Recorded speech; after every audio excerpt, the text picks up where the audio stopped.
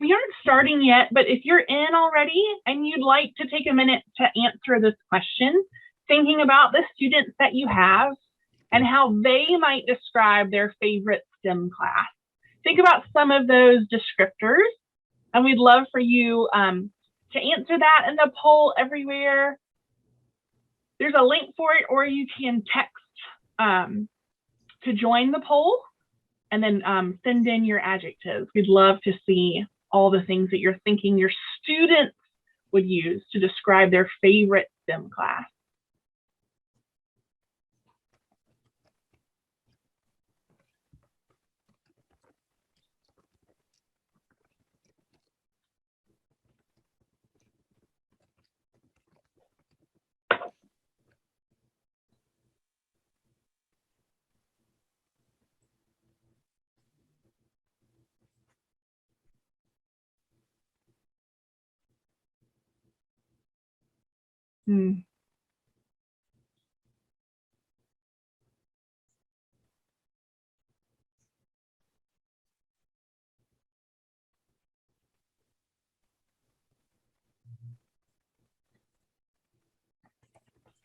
Again, if you're just joining us, before we get started right at 10:30, if you'd like to take a minute, we'd love for you to participate in our poll that we have. There are 2 ways for you to join via website or by texting. And we'd like to know, how would a student describe their favorite STEM class? How would your student describe that? If you're texting in, make sure it's 1 word per text. We're getting some great words up here on the screen so far. Oh. Creative blew up all of a sudden. That's right.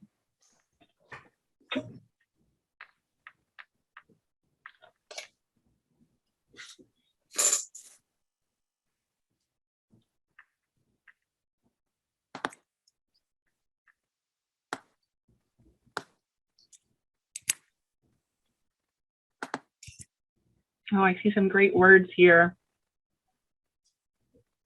Collaborative, real world.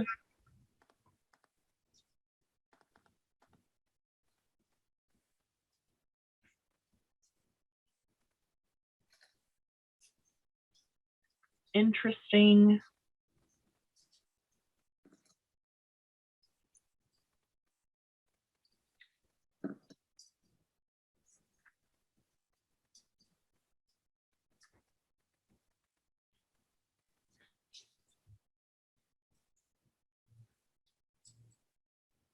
So again, I don't want to repeat myself too much for anybody that's just joining us. Before we begin our presentation in just a few minutes, we'd love for you to take part in our poll. How would a student describe their favorite STEM class? You can either respond at the website that has been put in the chat and is up on the screen, or you can text your 1-word answers to the information on the screen as well.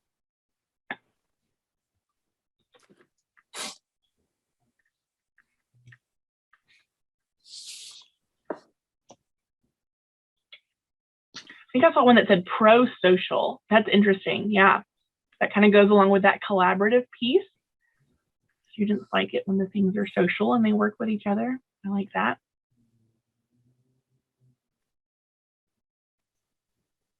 Field work based and real world kind of go together. You know, what's applicable for them that they can see in the world around them.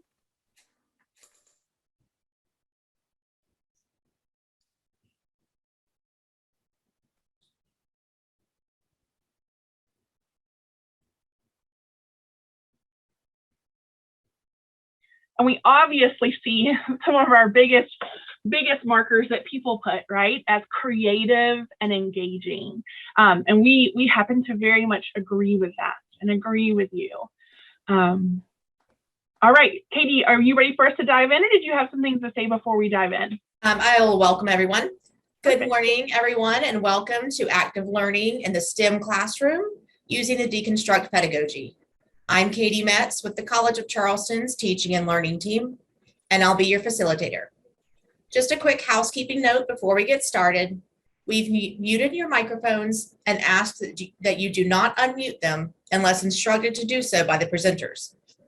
If you have any questions during the session, Please enter them into the chat and the presenters will answer them at the end of their presentation. And now, without further ado, I'm going to turn it over to the panel so they can introduce themselves and get started. Thank you. Thank you, Katie. We're so excited that you're here, and we're excited that you're interested in learning about some active components that you can add to your STEM classes. So Tyler, if you'll go to that next screen for me. My name is Kathryn Pedings-Behling, and I'm an adjunct in the math department at the College of Charleston. I'll pass it over to Amy for her to introduce herself. Hello and welcome. I'm Amy. I'm also in the math department at the College of Charleston. And this pedagogy that we're going to talk about is something we've been developing specifically for the mathematics classroom over the last decade. And my name is Tyler Perini. So I'm a CFC alum, worked with Amy while I was at Charleston, and now I'm at Rice University in the computational applied math department. And I focus more on teaching operations research style classes right now. All right, next slide. So we're going to talk through quite a few things. I hope that it didn't scare you away if you're not in a math department, that many of us talked about being in math. We're going to talk about our Deconstruct pedagogy and how we've applied it through calculus and optimization courses, but then really broaden that to include sort of all of STEM and hopefully give you some ideas, hopefully allow for some brainstorming and some thought processes here that can help you really carry this forward in what you're doing. So what we're going to do is we're going to start with Amy, who's going to talk about the Deconstruct pedagogy. Okay, so we've narrowed this down to 4 principles that we think really summarize it. In the box at the bottom, you're going to see this on future slides, these 4 things. And we'll talk about some example activities or classroom things that we've done and we'll highlight whether they hit these 4. This is our goal when we're doing something, is to try to hit these 4 things. When we say student-centered, when you think about a lot of material that you might use, you might have a textbook for your class. Well, often it is for the students, but often the authors sort of focus on the instructors that'll be using this. And we really want to put complete attention on the students. And we'll talk about what that might mean. Like, for instance, many of our activities, we talk about students, and particularly in online formats, they're eager to see answers to their work immediately rather than at the end of the book. So that's just a small example. The next one, intuitive. We really try to emphasize concepts before calculations. We also talk about emphasizing embodied learning, making things physical, active learning for the student. And then we have this DIY attitude. And one of our slogans for the Deconstruct pedagogy that we use is calculus, you're doing it, right? This is a DIY feel. And then lastly, collaborative. And we have a slogan again, calculus is better with friends. We're not saying any of this is new. We think it's important to hit some of these, which are classic for us in mathematics, and the reform curriculum seems to swing in this pendulum back and forth between reform and traditional. And we're just saying, hey, it's time to highlight those. And we found some really good benefits with these 4.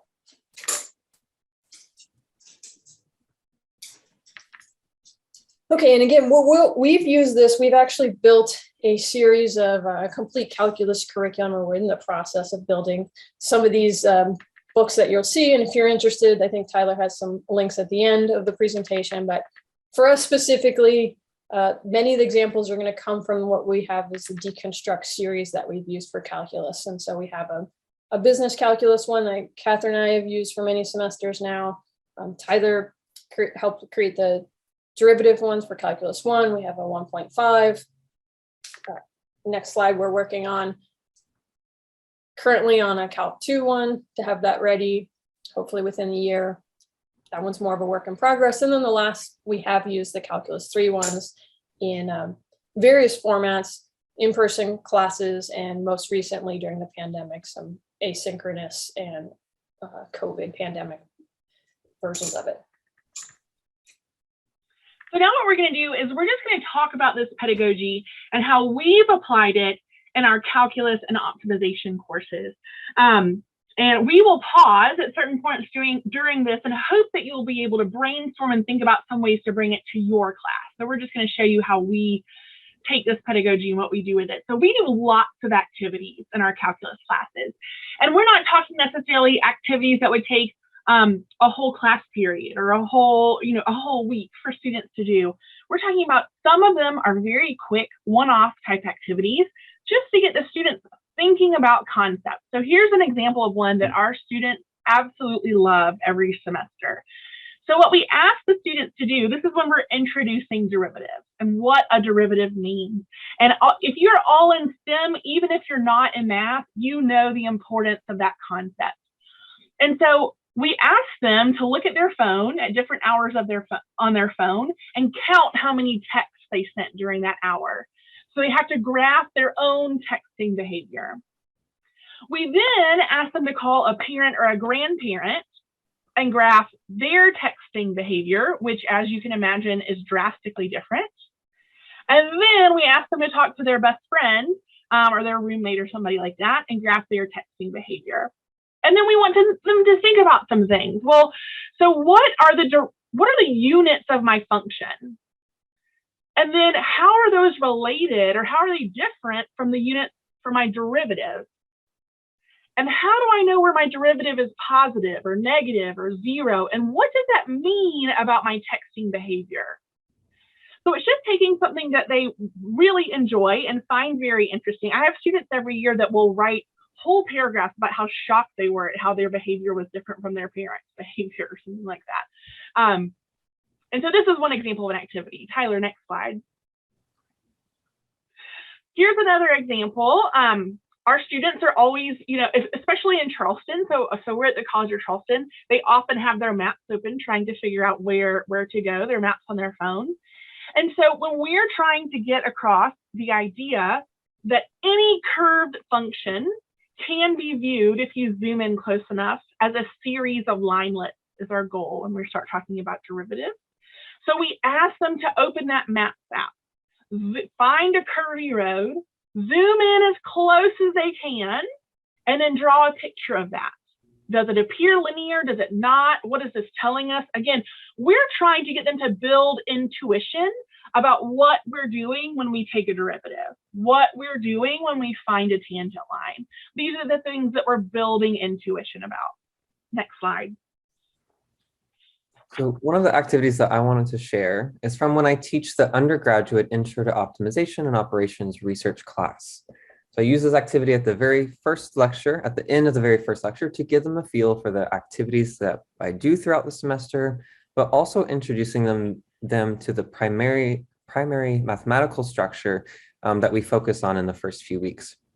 So activities to take a piece of paper, I'll use an index card, fold back the corners in a pseudo-random fashion, and by the end, every student has a somewhat unique looking polytope.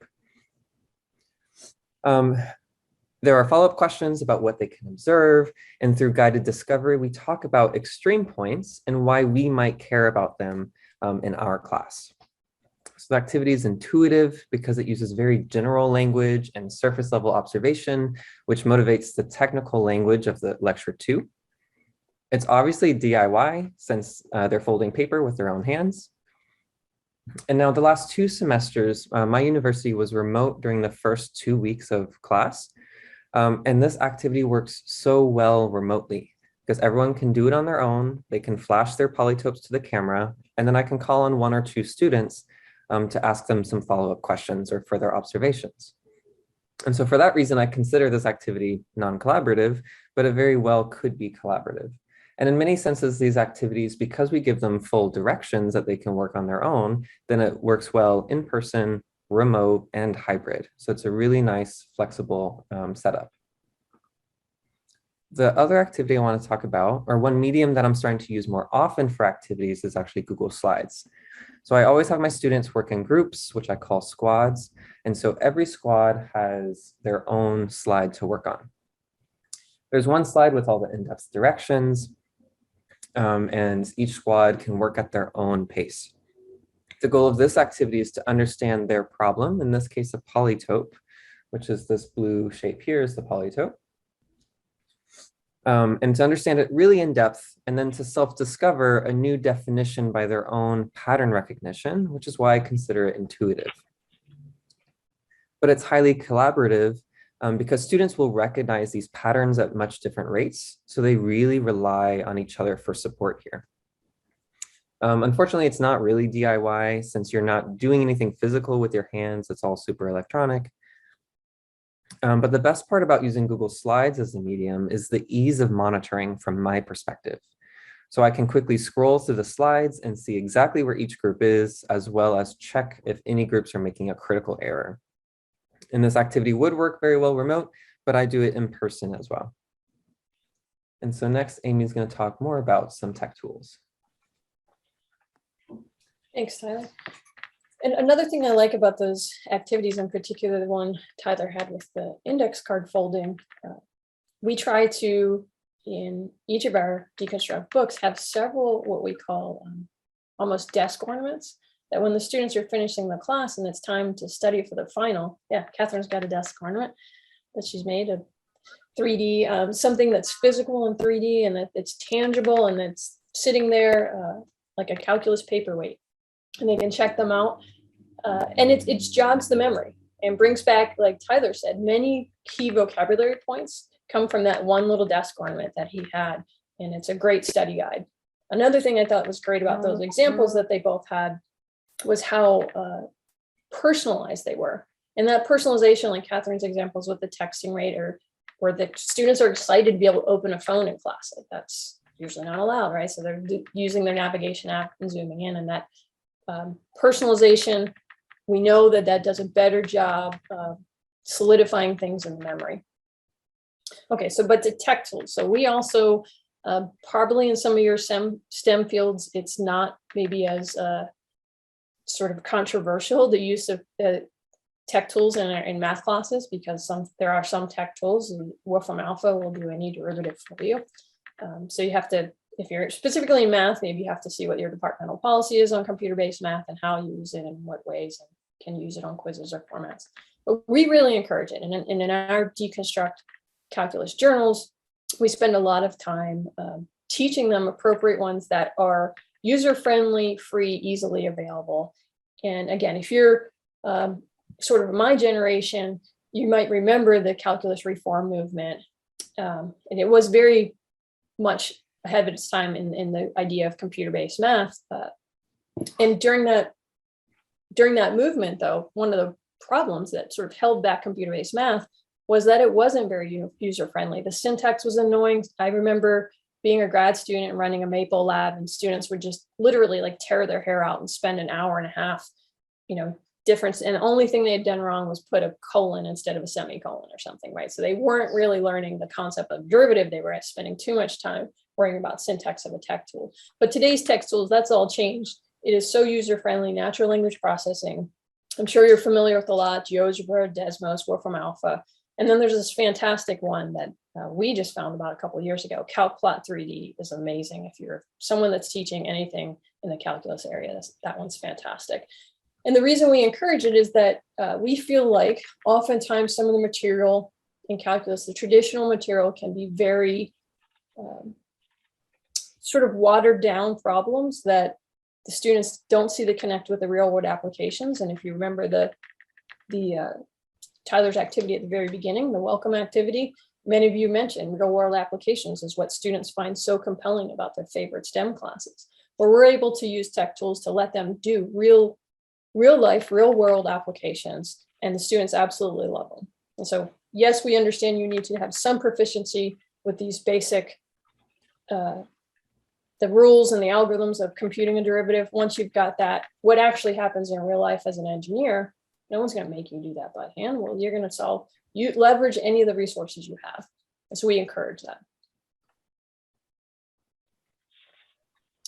This is a few examples of some tech tools. So one of the activities for our Calc 3 class, they just learned about parametric surfaces, functions, vector functions R, V, V, and we give them one and let them sort of play with parameters. There's a couple of parameters A and B in this surface function that is describes it's often called the Gaudy function because the Sagrada Familia is by the architect Antonio Gaudi, and Barcelona has this undulations that can be described in this type of surface. And so they get to play with different parameters, see what happens.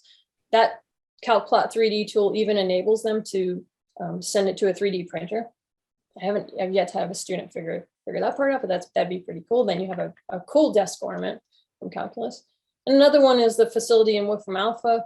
When you're learning about space curves in Calc 3, a really cool thing is that Wolfram Alpha has done is they have all these space curves that are called character curves. So you can type in Einstein and it will draw a line drawing of Einstein and then show you the crazy equations that were required to draw that.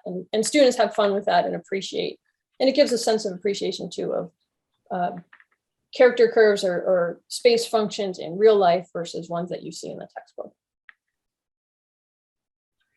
So at the beginning of this presentation, if you came in a few minutes early, we asked you to submit some words about how your students would describe their favorite STEM class. And now we're asking you to take a minute and find some adjectives that you would describe your own teaching style. How would you describe your own teaching style?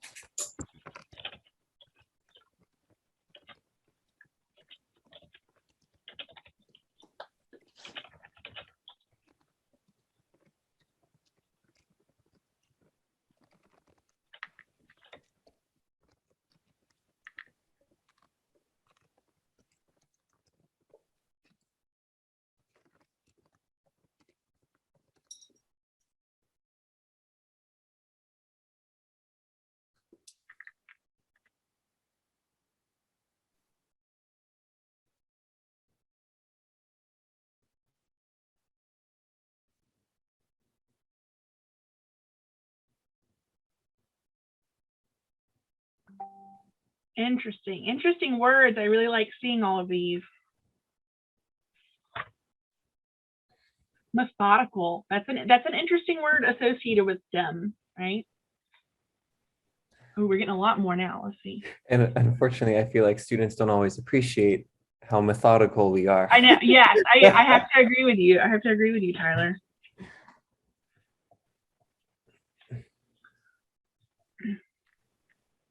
Storytelling. Very interesting. I have had teachers in the past that I feel like have storytelling capabilities.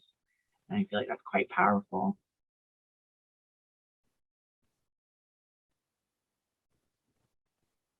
Learner-centered, student-centered, learning-focused, all of those kind of go together. Interactive, obviously, is our big one there.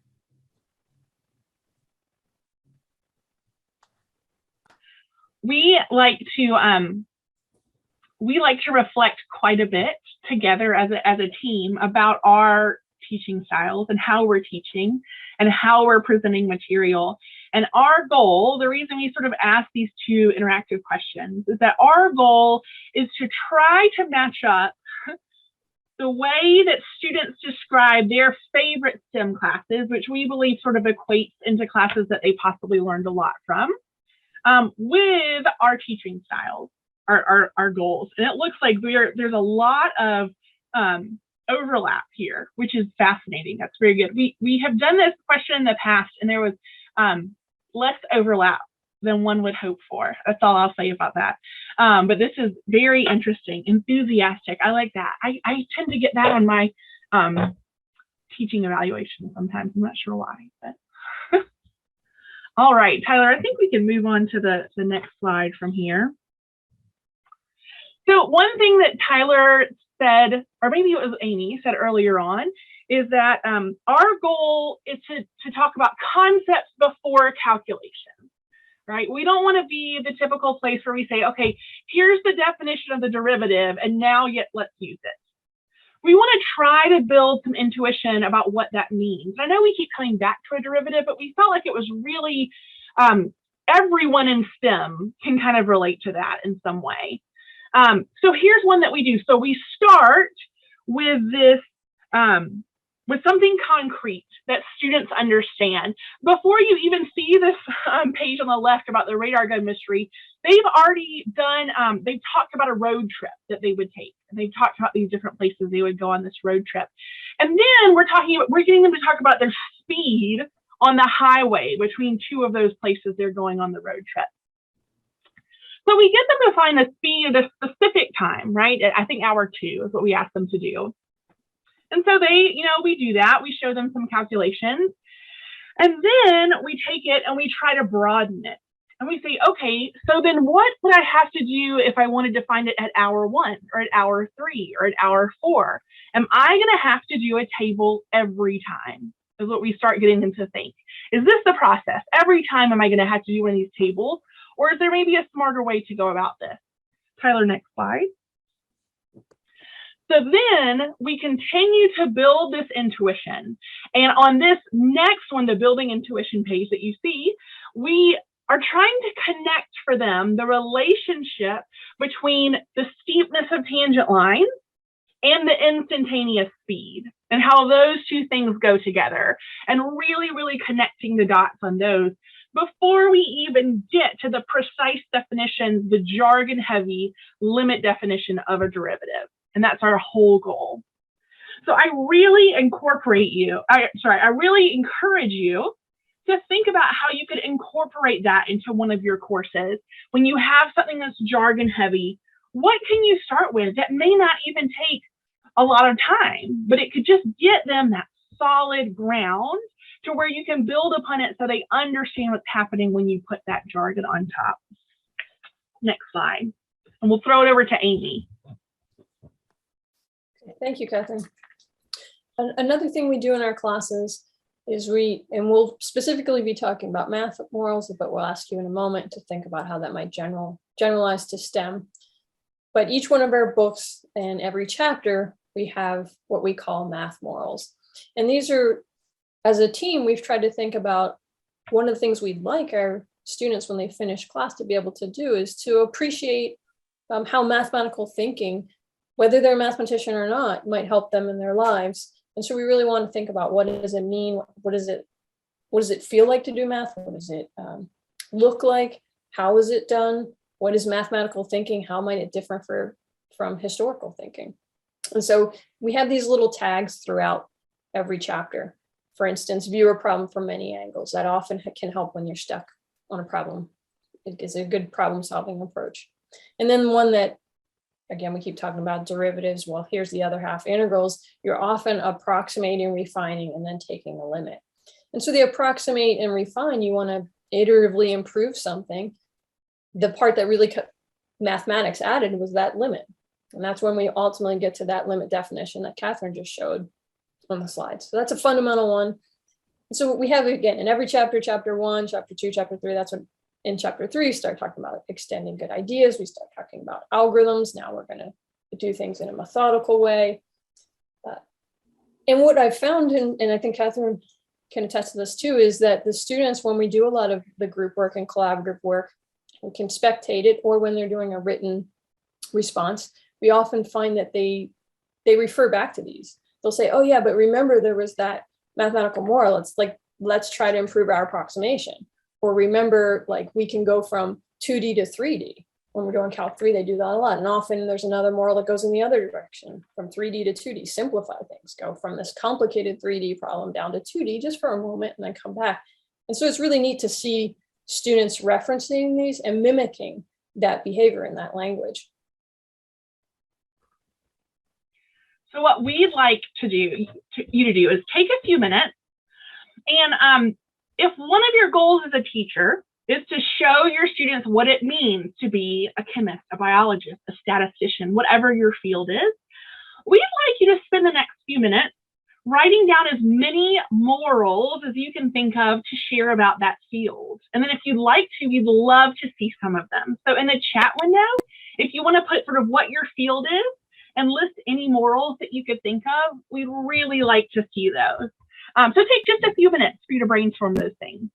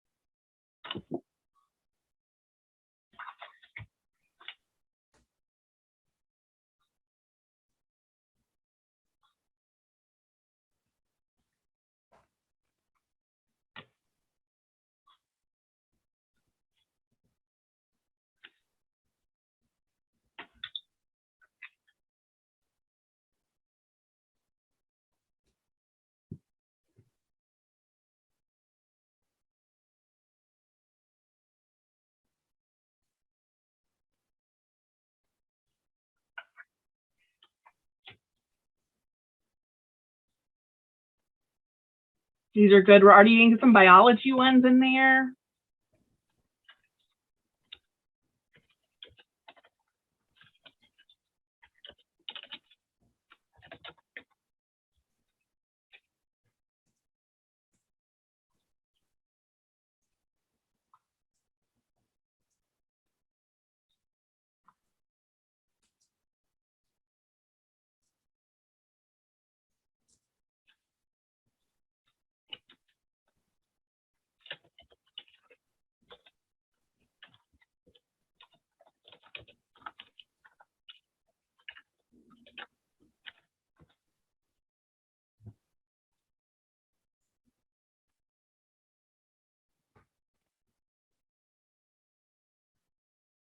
Oh, these are great.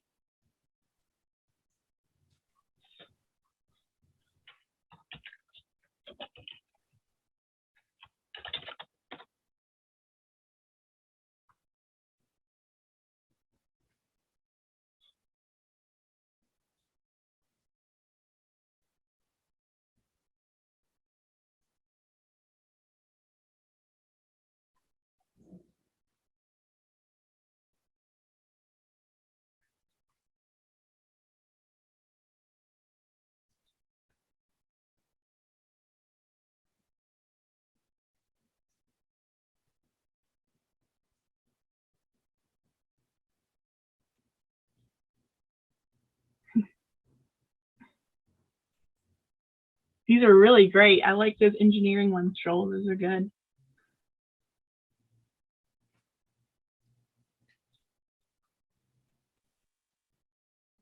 Hmm.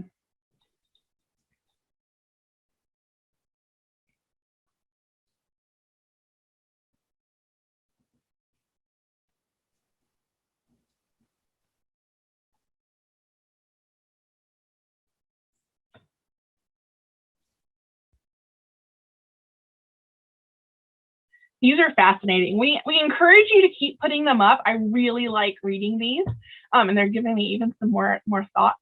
So we have some up for biology, optimization, math, technology, engineering. Some just came up for astronomy. I like it. These are fascinating. We'd love for you to keep sharing them as you come up with them in this chat window, because they could give other people ideas. So what we're going to do now is we're going to move on again to some more ideas, really broad ideas for how you can use this in your classes. So we're going to start with something that actually, if you were at the keynotes before ours, he brought up. And so we're going to start with talking about the power of choice.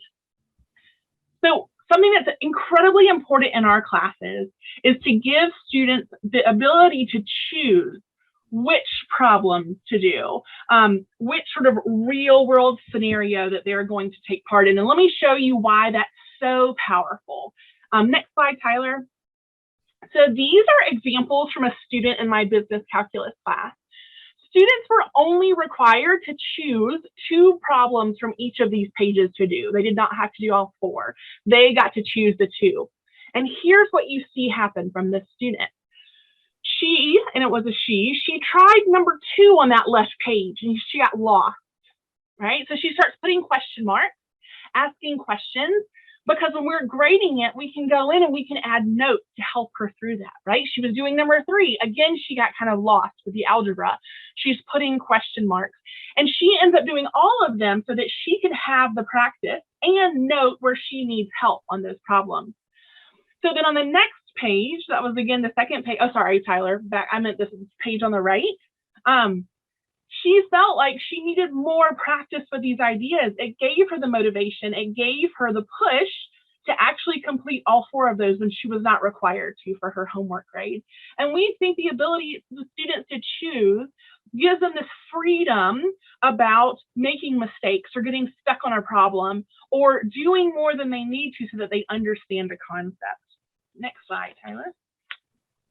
All right, Amy, this is over to you. Okay, thank you, Kathryn.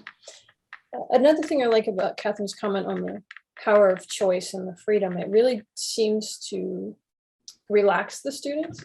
And I think a good reference for us folks in math is there's a really nice book by Jo Boaler, Mathematical Mindsets. And She mentions that maybe we end up over calculating too much, like really having students just work through too many problems. When, 2 or 3 is enough. You got the idea and you can move on. You didn't need to do 10 of them.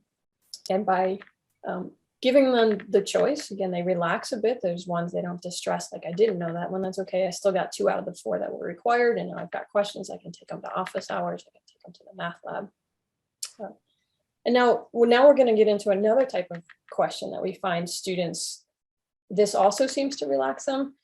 So there's in mathematics, there's 2 types of questions. I think this applies to other STEM fields as well. There's the convergent thinking problem and the divergent thinking problem. So the convergent thinking problem for us in math, here's the one from calculus. It's very straightforward. It's closed. It's, there is one unequivocal answer to this. Integrate this function 2x from 1 to 2. And these are the things that computers are good at. And so this is the one that some of our colleagues worry, well, a student can just type that into Wolfram Alpha and get the answer. It spits out a number that gives us and that number represents, we focus on the concepts that is some sort of area under a curve.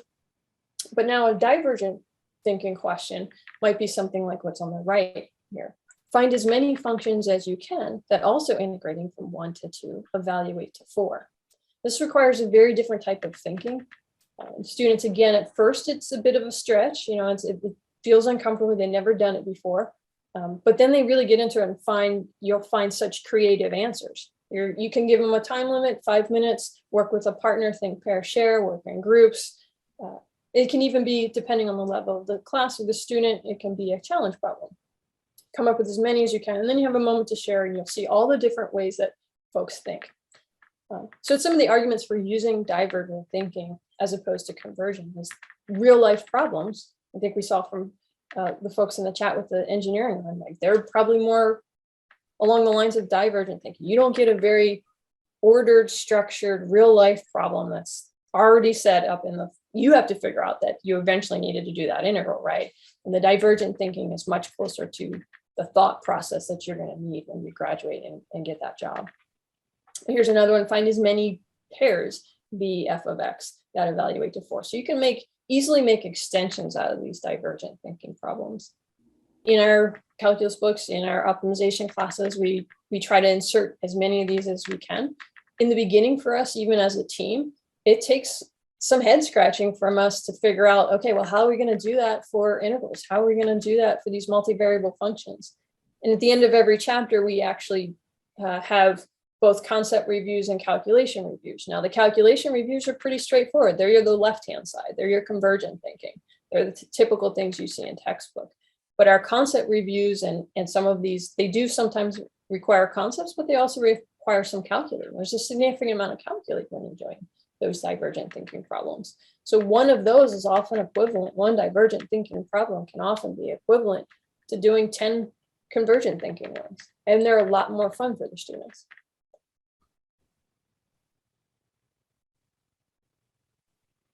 Kathryn, you want to run this one?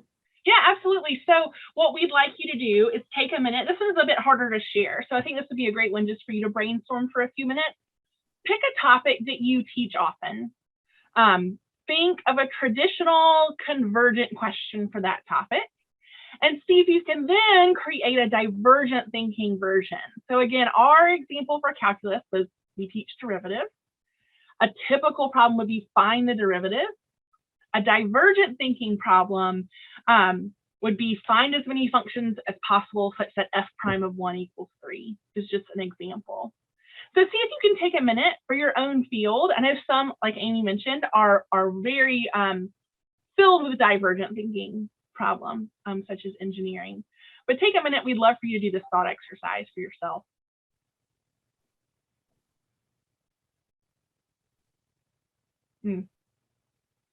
And Kate makes a great point in the chat that she's heard of these divergent thinking problems described as flexible extension as opposed to fluency building. And that's a great descriptor for what these are.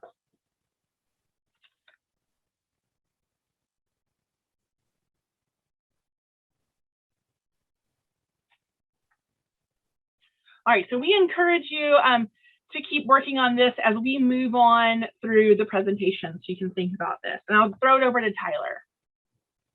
Great, thank you. All right, so one way that we design assignments around this divergent thinking concept is to use what we either call challenge problems or mini projects. In the calculus courses, we call them challenge problems, and optimization, I call them mini projects. And these are very open-ended, which we've talked a lot about. This allows and forces students to come up with their own unique approach. So this is where creativity really plays a key role. They're designed to have a difficulty that has a low entry point, but can escalate to much deeper and harder problems, just like those activities from before. Again, these problems have many approaches and many solutions. And this is an example of problem-based learning, but on a small scale. Typically, these challenge problems hit all 4 of the ingredients of the deconstruct pedagogy that we want. So this challenge problem example here asks students to evaluate cyclists based on their tire tracks, a question I'm sure they've never been asked before, right? Perfect cyclists would have the tracks match exactly. But when they don't match, how would you choose a winner? And mathematically, how would you do so? So this question leads to divergent thinking because we don't give them the mathematical starting point. They have to rely on their own understanding to determine where to start. We typically expect and definitely observe many different approaches to the problem. And if students want to explore a more difficult problem, then they can look at levels 2, levels 3, and levels 4, which these are raising the ceiling to keep the advanced students challenged. How we design these extra levels is by challenging how robust their approach is. So what if the direction of movement changes? What if there are 3 tires instead of 2 tires? These alternative lenses challenge students to see problems from more angles. And so in my optimization classes, rather than challenge problems, I assign 3 mini projects throughout the semester. For each unit, I offer 4 options to choose from, and we've already talked about the power of choice. One example is on the left. A beautiful example here is to understand some mathematical problem completely and to display it beautifully. So the problem here is the polytope, and so they get to practice their definitions and concepts, and the student decided to make it interactive for another student to then come fill in the blanks. Some of the options are specifically designed to be as study tools. So for one of the more challenging units, I assigned them to come up with interactive notes. And so the student came up with flashcards that have to be filled in. And it turned out really well. And some options are just specifically inspired by educational research, such as the concept maps down here. It's not as fancy or as exciting as the video collaborative concept map from the keynote talk. This is a bit more old school, but still turns out pretty beautiful. So these 3 mini projects here are actually the level 1 options that I provide per unit. And these are designed for students who may already be struggling with the basic concepts and just need tools to refine their understanding. Mm-hmm. Other mini projects are designed to be a bit harder and more exploratory so that students can incorporate their own interests from the outside world. They can either learn about an application they're passionate about, or they can choose to write a blog post. So now you may be asking, is this just 3 people sitting up here talking about things that they're doing? And part of that answer is yes. And the other part of that answer is that we feel like it's really supported by quite a bit of established research. And so we're going to share some of that with you with some great suggested reading if you're interested in looking at more things. So I'll throw it back over to Tyler. So I want to focus on research summarized by 2 excellent books. First is Small Teaching by James Lang. And this is entirely based on the idea that in order to improve your teaching, you don't have to start from scratch. Significant improvements can come from small changes or small additions. So for instance, short activities can have a high impact. We've previously discussed the activities that we design for our classes. They're designed to be 5 to 10 minutes only, and they're great for opening a lecture or closing a class or transitioning between topics. But importantly, there is evidence that in study after study, small teaching activities have been proven to raise student performance on learning tasks by the equivalent of a full letter grade or higher. So it's easy to be dissuaded from including an activity in class because it might feel like it takes away from lecture time. But remember, reinforcing the ABCs is as important as moving on to the DEF. So remember this evidence when that inner voice suggests to you that it's somehow just not worth it to do that new activity. Next, it's important for us to remind ourselves as educators that our goal is not only to help students understand the concepts, but also to remember them. And memory recall is simply a skill which requires practice. Lang says that brief and ungraded multiple choice quizzes can raise the grades of the students by a full letter grade, and frequency matters. So in my class, I give what I call fake quizzes. I tell them that it will not be graded. You need to put away your notes. And this is why the research suggests this is a helpful practice. And if I know that whatever is on the quiz might have many technical details or it's very, very new, I'll have them start without their notes. And I really encourage them to squeeze out everything you can from your brain first. Then I'll give them the cue later to pull out their notes and ask their neighbors to fill in what they need. So it's really enforcing the practice of memory recall, which is separate from the basic understanding. The last tip from Lang is the idea of interleaving. So interleaving is alternating between learning sessions, what I call mini lectures, and then the practice of skills and going back and forth between those two things.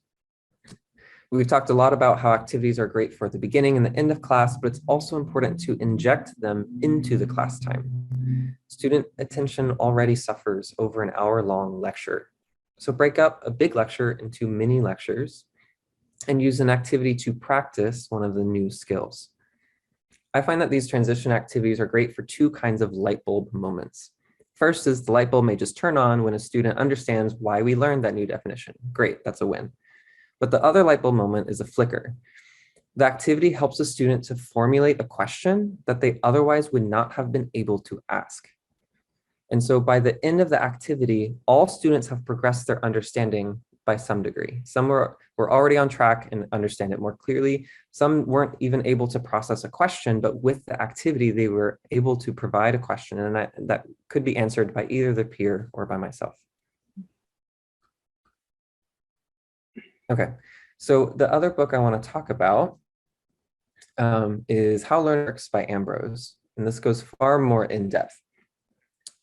But the research supports the Deconstruct's use of examples and analogies to everyday life. And I love this language in particular.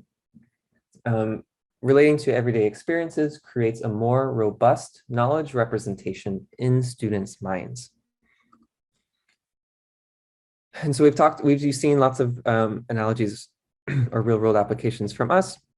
And in my class, I make sure to include, very real world applications that have very serious mathematical structures and are interesting science, right? But I also tell my students of any dumb analogy that I make up. So for instance, I tell them that a primal and dual LP, which was on those flashcards from earlier, they're like the two siblings that are the most different. They're related, but they're kind of opposites in a way. And then students will come up with their own analogies. So one student said that taking the dual is like flipping a sock inside out. You can flip the sock right back and then you're back at the primal. And so I'm willing to bet money that that student will remember that dumb sock analogy a year from now. And to me, that's a big win.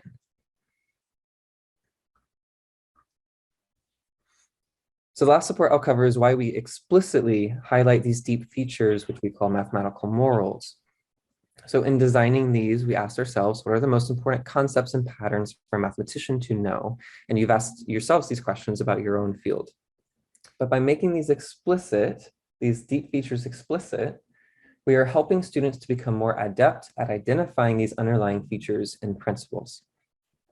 And so you've asked yourselves, what does it take to become an engineer, a biologist, a librarian? And so what if your students also want to become a biologist, an engineer, and a librarian? By providing these tools, you are helping them attain their ultimate goals.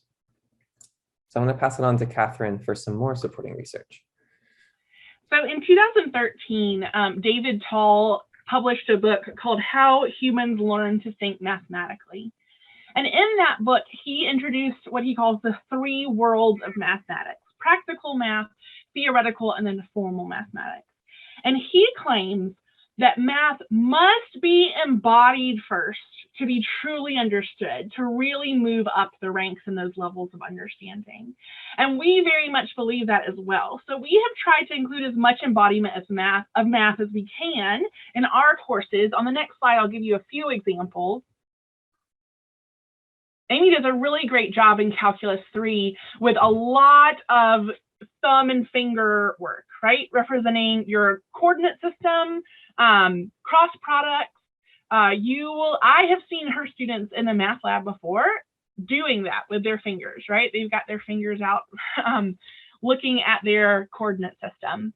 In Calculus 1, when we start talking about the meaning of a derivative, we encourage our students to go out and swing their book around and close their eyes and throw it and try to predict where it's going to go based on when they released it, right? So this idea that the derivative also gives us a direction, that idea. Next slide, please. Okay, so now we are going to move into the world sort of assessment, and we're not going to talk about real specifics here, but I'm going to talk about in broad terms of assessment. So next slide, please. You have likely at some point heard of Bloom's taxonomy, and those are those words across the top. Remember, understand, apply, analyze, evaluate, create. And in 2000, Lauren Anderson published a paper suggesting her new revised Bloom's taxonomy that also includes different layers of knowledge that go along with each of those levels of Bloom's taxonomy. And what you see on this table are examples of verbs that would go along with sort of each of those places, with an activity that falls into each of those places. So what we have found in our exploration of calculus text, in our own taking of calculus classes and our own taking of math classes, is that many of the assessments, many of the assignments that are happening in those classes are really happening at these bottom two levels of Bloom's taxonomy, the remember and the understand, right? So those are your easy ones, right? Find the derivative, and all of those calculation problems like Amy was talking about before. So our goal is to move towards that right side, and specifically that bottom right corner. And we've done some analysis of our own challenge problems that we give students. You saw some of those that Tyler talked about earlier, to really make sure that we're falling into kind of this bottom right-hand corner. That's our goal, is to make sure that we're hitting all of these create levels, these evaluating levels, these analyzing levels through the low floor and then high ceiling. Can we really push them up as much as we can? Next slide, please. So I'd like you to take just a moment and reflect on, where do you feel like your current assignments fall on this model? What are some of these words, these verbs in this table that you commonly use on your assessments? And then how could you create assessments, or how can you transform your assessments that encourage that higher level thinking, that encourage them to do some of that bottom right corner thinking?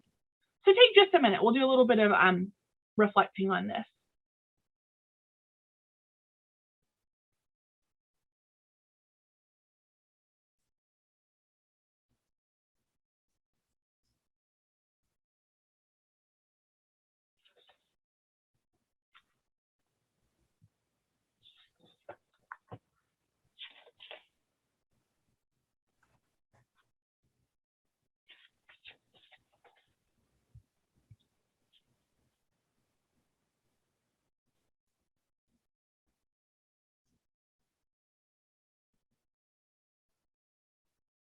I want to stress, as you're thinking about this, that we believe that there is a place, there is importance in assessment, in assignments that fall on those lower levels, those lower two levels. We believe that there is a place, there is a value there. And then we also believe there's value in getting them to extend to those upper levels.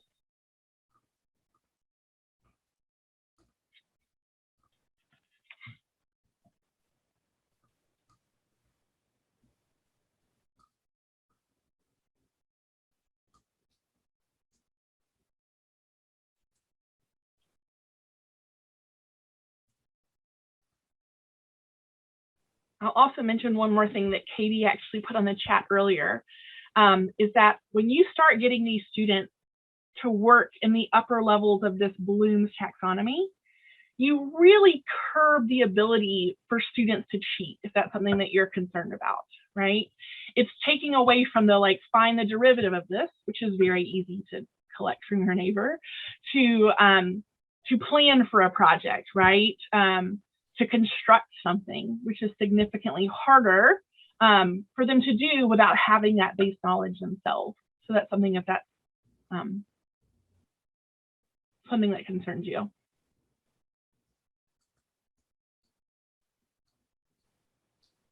Oh, I like what Joel is saying about these add-on aspects. That's really fascinating. Yeah, I encourage you, if you have anything you'd like to put in the chat with suggestions, again, we're all here to gain ideas. So I really encourage that. All right, Tyler, you're going to move on and we'll hop over to Amy, who's going to talk about some more of our research here. So we found that if you give students choice and you spend less time sort of making them into human computers that are really good at calculations, make them good at the things computers aren't good at, and this divergent thinking and how to solve a problem, think creatively, you'll have more time for multiple understandings. And so this is an article, just to have the reference here, in 1990, the Fields medalist William Thurston, who did some amazing research, but also wrote a good bit on mathematical education. So next slide. He wrote another article on proof and progress in mathematics in 1994. And so the next slide shows one of the things we wanted to highlight, that this is something we've shared with our class. I think it's in our business calculus, and it's certainly in our upper level calculus versions. We share it with students that this Fields medalist was talking about, there's at least 7 meanings, and there's even more beyond that, up until 11, 12, of something so basic as the derivative. Again, we've mentioned that several times. I'm sure that's the case for a very basic concept in your STEM field, that there's many ways to think about it. And kind of, we often, Tyler talked about polytopes, many faces of a diamond. And so you're getting a great appreciation for the derivative by looking at from all these different faces. And so here's 7. And we asked the students, well, which ones are you familiar with? And of course, they say the symbolic one. That's the one they're, because many of the problems that they're asked on their assessments have to do with that. Find this, calculate that, compute. So they're good at that, using these differentiation rules to compute derivatives. And then they also mention usually geometric, because most teachers are going to mention some sort of, and maybe graph a picture of what that derivative means, or interpret it in their own words. Some of them then go on to number 5. But very rarely do you see something beyond that. And for the students, it was kind of fascinating to appreciate. And as their career advanced in math, maybe they had more and more appreciation for other meanings of a very basic concept. Okay, so now we're going to move into the last few sections of this webinar. And we've also found from anecdotal evidence, and we'd love to quantify this with our Deconstruct pedagogy, but there's a lot of research that backs up the fact that these active learning techniques, the things we've shared today, the things that you guys are doing as innovative educators, it helps underrepresented populations. And the emphasis on calculations at the expense of concepts is particularly detrimental to our female students and our underrepresented minorities. Again, some great references from that are Jo Boaler's Mathematical Mindsets and her colleague, Carol Dweck. And in fact, those researchers have done some analysis of interviews, but also analysis of the brain chemistry of young girls. And they've linked that rote teaching, so things that are just very calculation based, and mathematics and STEM fields are very algorithmic and numerical recipes, to the early exit of girls from mathematics. They're much more interested in understanding, asking questions, collaborative working.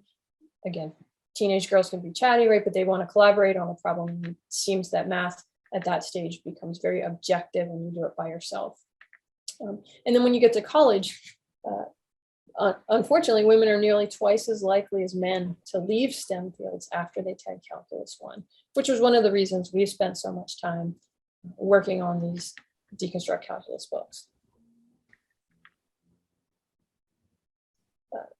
Another good study, again, I know we're kind of math heavy here, but I think it is valuable. The MAA, the Mathematical Association of America, did a study in 2015. The MAA president at the time was David Prasad, and he commissioned a study, a massive study, national study of college calculus, interviewing and observing calculus classes and collecting survey data from hundreds and hundreds of folks, thousands of students, tens of thousands, hundreds of thousands.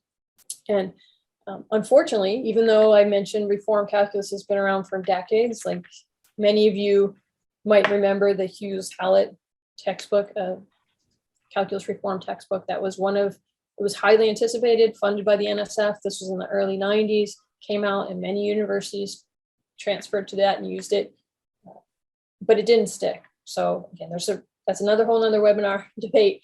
But the point we're making here is that despite that, 30 years later, this survey is commissioned by the MAA, and they find that rote teaching is still, by lecture, is still by far the most common method. And yet we know it's the least effective. Now, in this report, they mentioned that for mathematics, to be an ambitious teacher, all you had to do was not be teaching by lecture, not doing rote teaching by lecture. And you were in this whole improved category of ambitious teaching. So it was a pretty abysmal and bleak picture that they painted. And that's why we're all here trying to do something about this, is we want to help the females and underrepresented folks, all of our students. And as Kathryn mentioned, this survey repeated, it's very rare to find assessments that were accessing those upper levels of the Bloom and Anderson taxonomy. So then you may be asking yourself, depending on where you are, what can I do about this? And we've been doing some research and looking at what does it take to change a system, right? And you may be in a STEM field that doesn't need to change that system, or you may be in a STEM field that relies on calculus and you want to encourage change.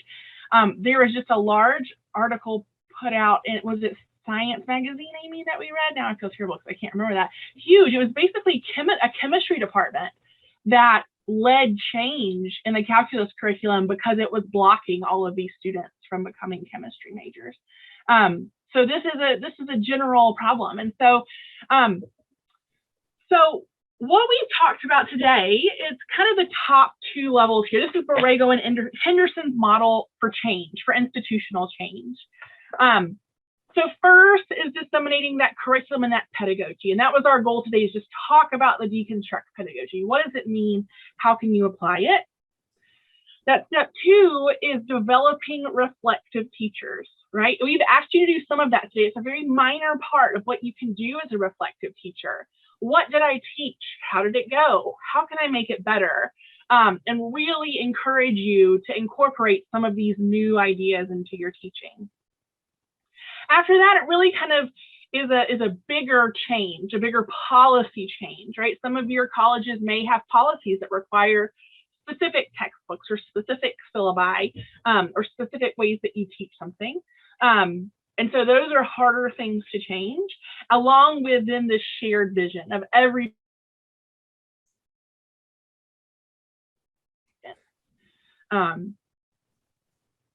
okay, so what we're going to do related to this, so if you'll move to the next slide, Tyler, is I want to take just a few minutes, because like I said, we're all from different schools.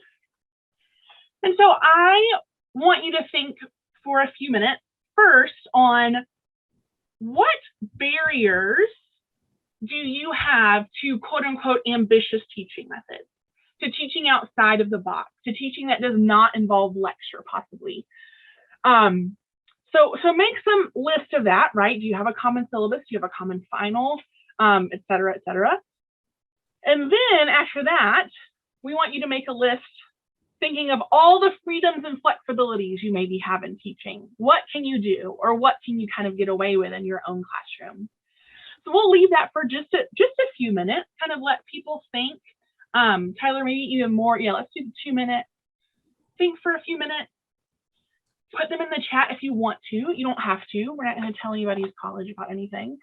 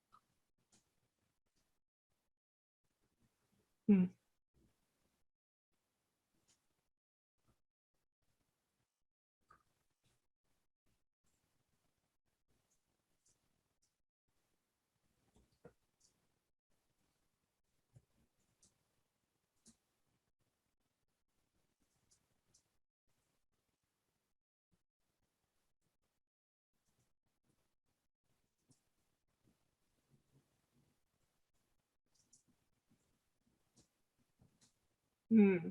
Large class sizes. That's an interesting barrier. Yeah.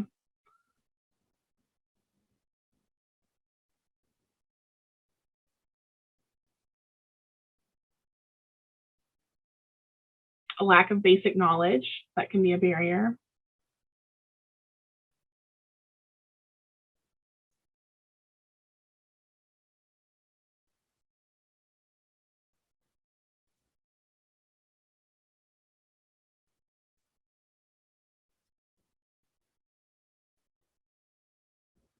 Interesting.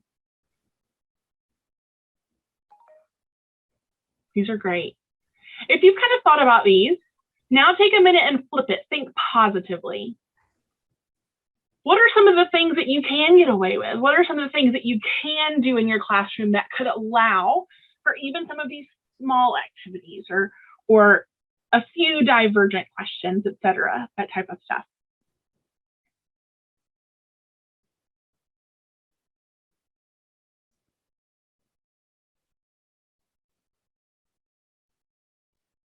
And Joel, I see yours about wide range of student abilities. We're doing quite a bit of thinking this summer about grouping students, and I think that will be part of our conversation that we have, because I think there can be some magic there.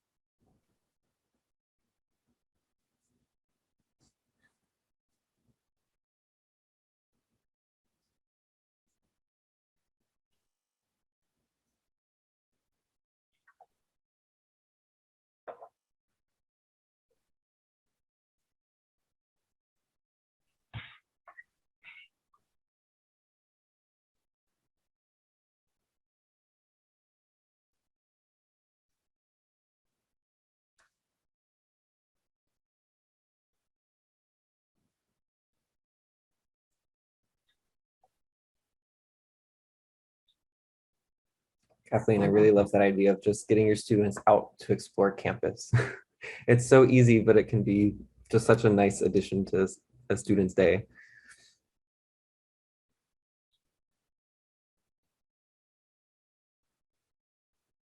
Oh, and Kathleen, about that too, I don't know if you were in the keynote, but he was talking about that person that had a hashtag on Twitter for their class, right? And so they would find pictures of things and then put it on Twitter with that hashtag, and so they could look through them in class. That would be really interesting.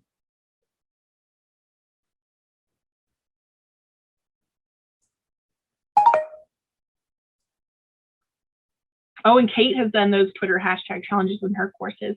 I liked this conversation that Wendy was having as well about assessing items. And I know that we didn't exactly talk about like grading. How long does it take to grade? And I will say that particularly for Amy and myself, and Tyler talked about this quite a bit for his class, we do so much informal assessment.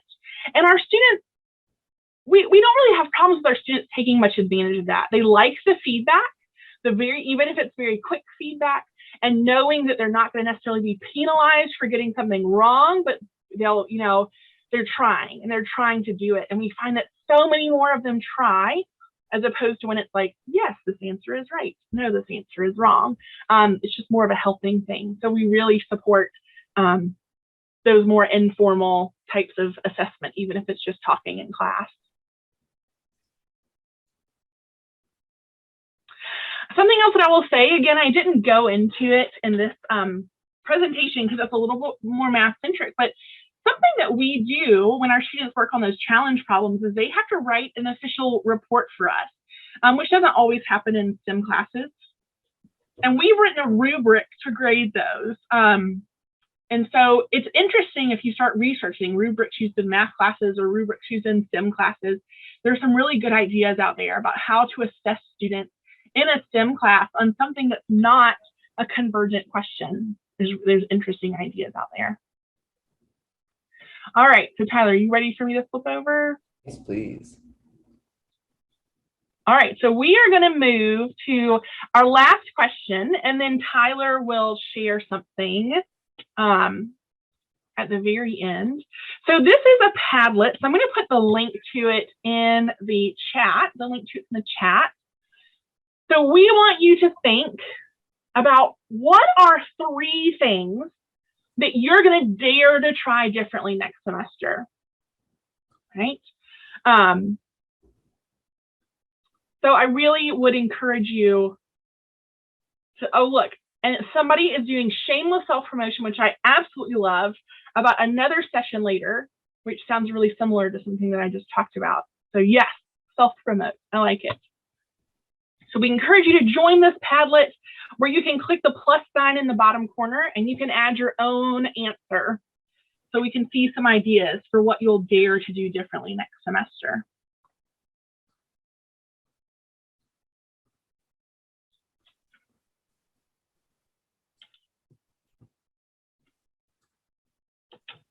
I know sometimes people come in and out. I'll add the link a couple times just in case you need it.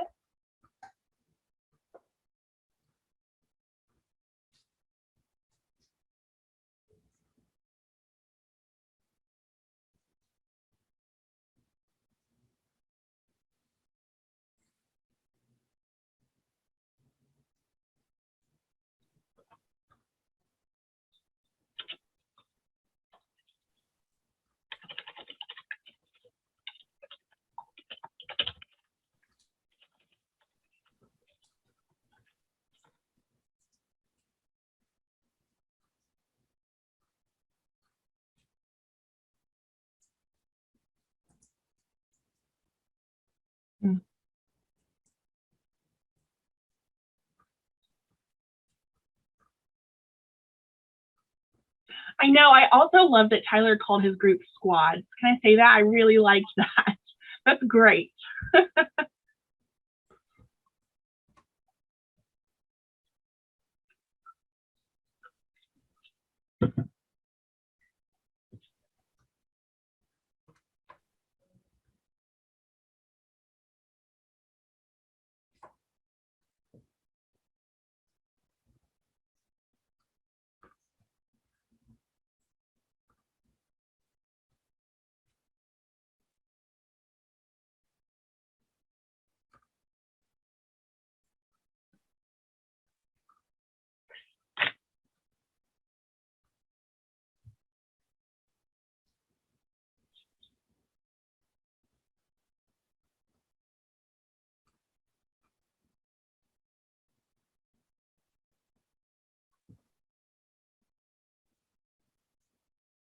Yeah, I like these thoughts about being more informal in class. And I actually have Joe Bowler's book that Amy was talking about. She lent it to me, and I was looking through the chapter actually last night and today about the importance of mistakes. And I think if you create a math or a classroom, any kind of classroom, where it's okay to make mistakes, these informal assessments, students will be okay not getting the right answer. And then you can find those places where you need more explanation or where your students need more help. And piggybacking on that was a point Tyler mentioned earlier, is that by encouraging these mistakes, you encourage, usually that starts the discussion, that flicker that he was talking about, and that collaborative turn to your neighbor and talk about why did you find a mistake in your neighbor's work and what did that mean? Yeah, I like that in the keynote. Somebody just put about thinking about the audience, teaching a concept to a different audience. I liked that as well. It was something I wrote down to think about as well.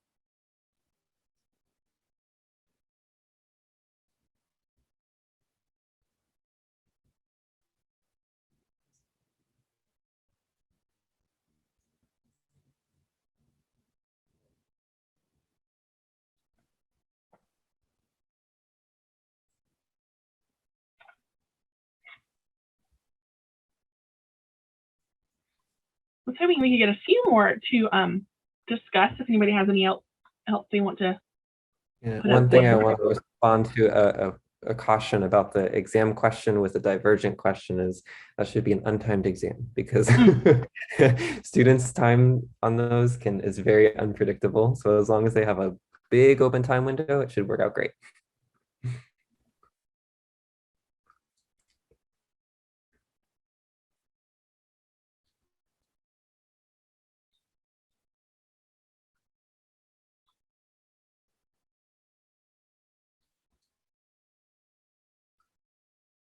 I think I see some more people writing. We'll see what.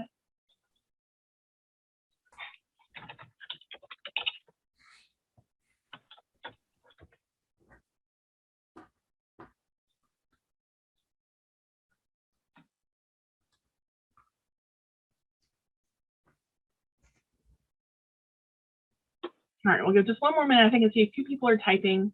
See what they come up with before we start wrapping up. Oh, ask students how they would describe a concept to a 10-year-old. Yes, absolutely.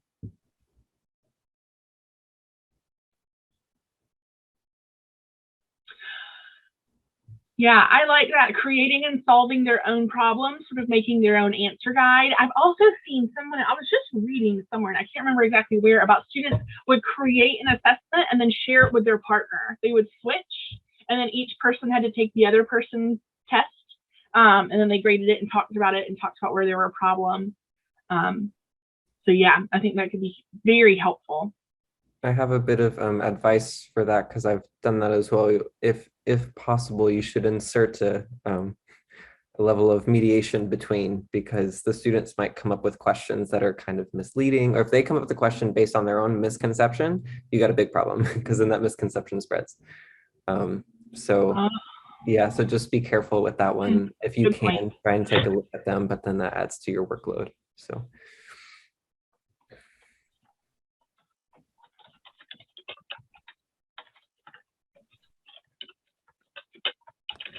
I like Ashley's comment in the chat. That's great. I'd love to see an educational TikTok, and then it would win out and we'd have a better, someone should invent that. That's incredible. I love it. All right, well, Tyler's got something that he's going to share that he was putting together while we did this Padlet. So Tyler, I'll let you share yours again. Gotta find my Zoom.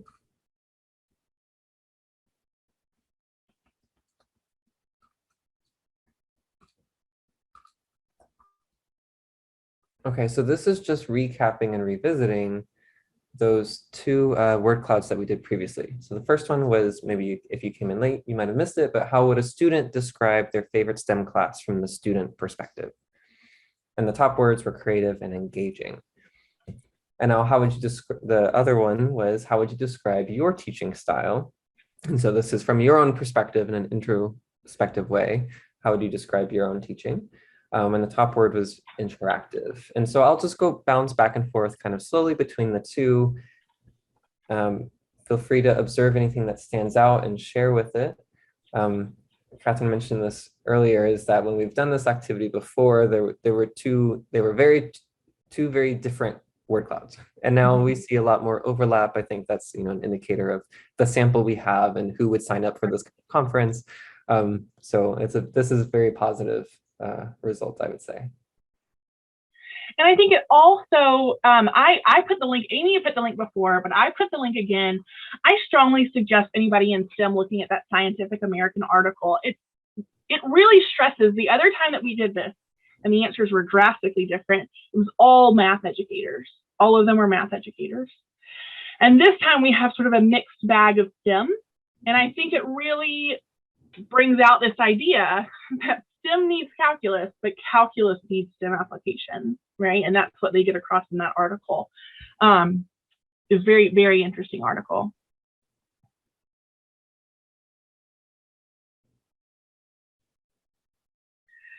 So we're wrapped up actually a little bit early today. We're happy to answer any questions.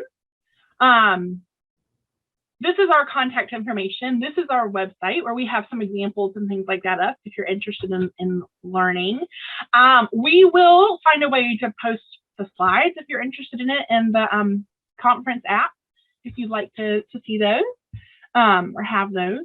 But again, we're happy to answer any other questions or have any other conversations.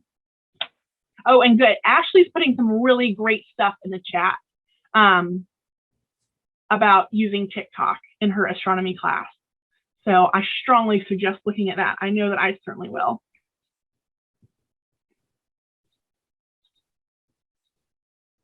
And Jim, we'll definitely post the slides. We're gonna figure out the best way that we can do that with I think it's the Whova platform. So double check this event later on. We'll try to add it there directly. We're so glad you spent some time with us this morning. I'll actually add them to the chat now. I can download them. Oh, that's true. Yeah, you can add it to the chat too. Yeah, actually, I'm very excited about looking in that.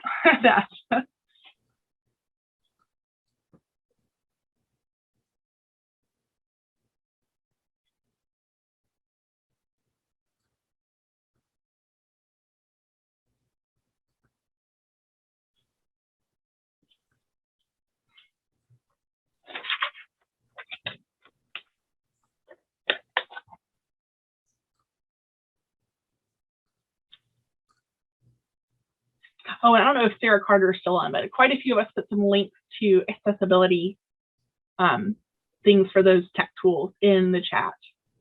And I'll try to put those maybe as comments in on our Whova talk as well. Yeah, I think file sharing is not available here, so unfortunately. Okay. Yeah.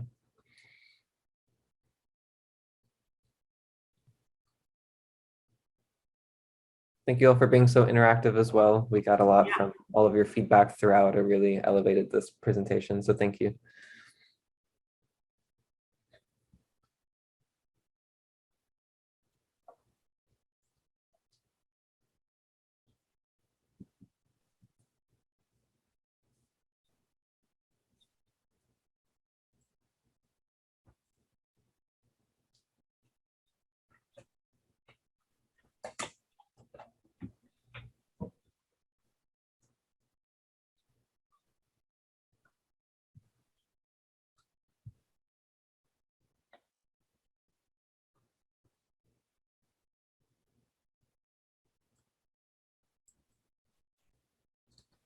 What do y'all think? Is there anyone that wants to talk about what ideas they might plan to implement in their class? Or if you have an idea that you're stuck on and want a workshop.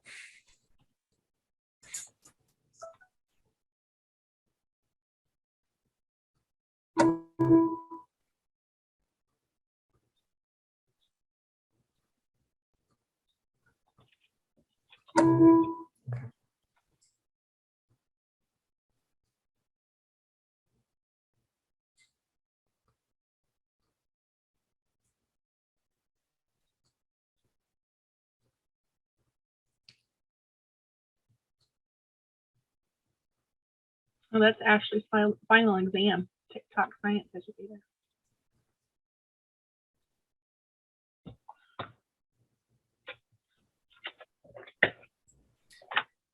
What did you learn today that you are most interested in working with?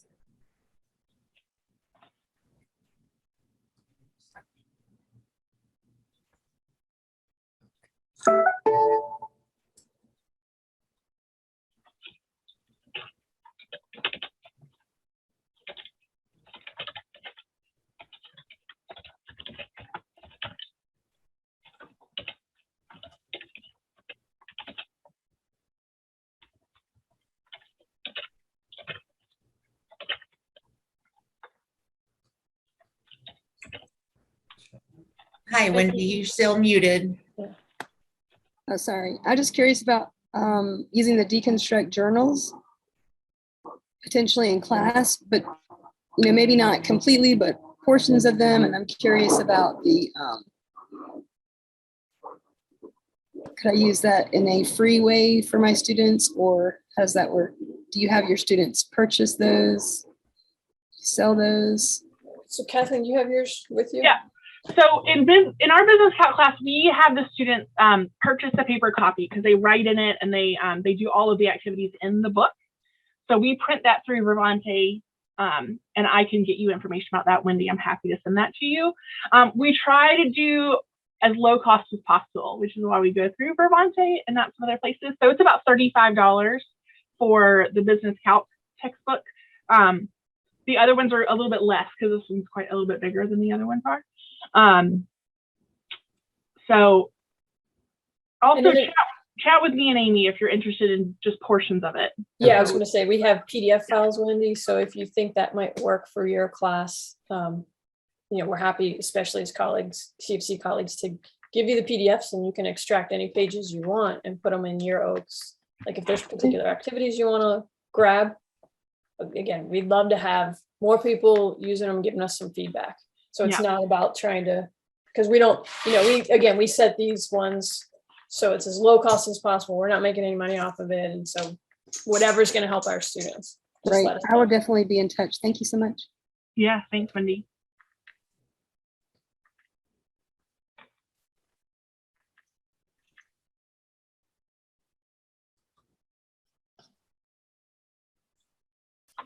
I also see in the chat, Tyler, Ashley's going to try your mini project. Yeah, they're a delight to grade. I know we talk about like the effort of grading and with the TikToks, they're a delight to grade. And these are really, the mini projects are a delight to grade. So, design something you want to read 20 copies of. That's true.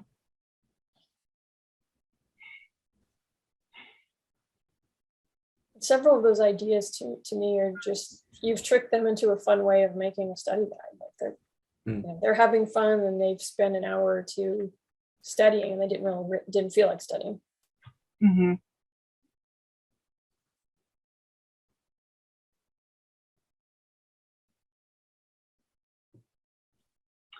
So Garrett, that's an interesting question you put in the chat.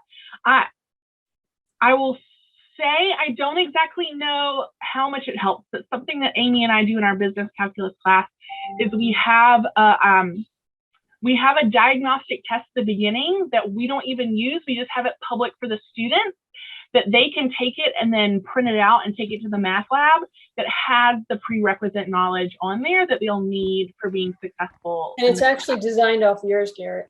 Oh, okay. That pre-test that you made. But Kathryn's point is that we make them take it to the math lab. And then we just give some things like, hey, if you got a 5 out of 20 on this, you really need to think seriously. Because they'll, how they are, Garrett, they'll be like, well, I need this class to graduate and I'm a senior and it's got to happen now.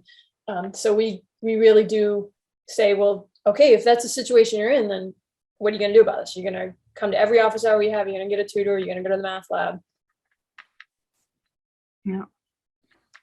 And that's a good point. That's something I need to do in the future as well, because I've had students who I think take my class because it's a fun class and, because student reviews are positive, but they forget that they need math. And I'm like, if you're a psychology major with no mathematical background, this class is going to be a slugfest. And they don't, and I don't make that apparent in the first 2 weeks, and I need to do that. Right. Right. But that's where the pretest comes in, right? I mean, that's a self-evaluation and then that's on you. Yeah.